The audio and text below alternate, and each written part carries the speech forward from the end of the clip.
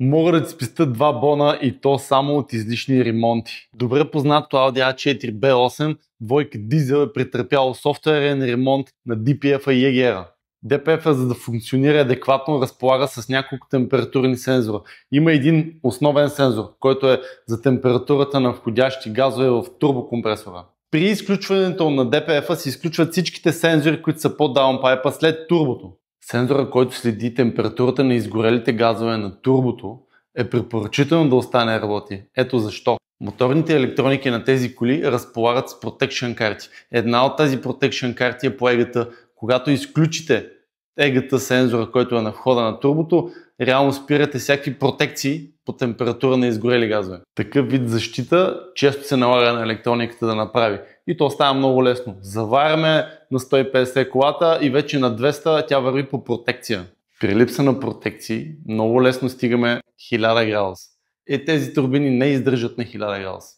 400 метра не са проблем, ама само 400. Ето го и сензорът, който се грижи за измерване на температурата на газовете.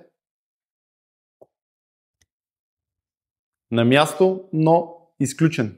Днешна дата 25.08.2025. Нека да видим как всички колеги почват да рекламират. Ние настрояме колите и оставяме вашите сензори включени и всичките протекции ще работят. Ако някой от вас изпадат в дилемата в момента дали при мен е изключено адекватно, отваряте един VAC.com, намирате каналите, които са отговорени за показване на стойностите на сондите и ги гледате. Ето тук какво показва.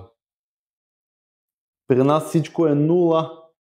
Дори и сондите да бъдат включени на място си, дефолт валюто е 0. Последващите ремонти при високи температури на егатето могат да бъдат минимум турбина, може и до мотора да стигнем. Ако това видео има смисъл за теб и ти дава стойност, споделяй, коментирай, шервай в социалните мрежи. Ние сме на среща и можем да помагаме освен софтуерни ремонти и с обикновени обслужвания на твоя автомобил. Бъди разумен и отговорен към него.